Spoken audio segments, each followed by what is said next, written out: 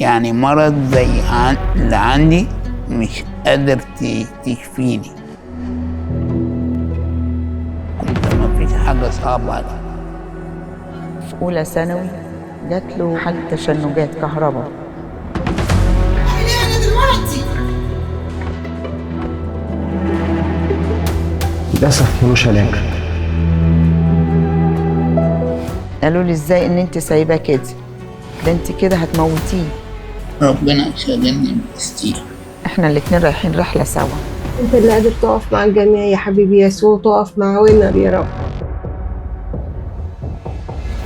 أنا شايف ربنا إن هو ليه توقيت. عايز أقول لربنا شكرا ولتكن مشيئتك.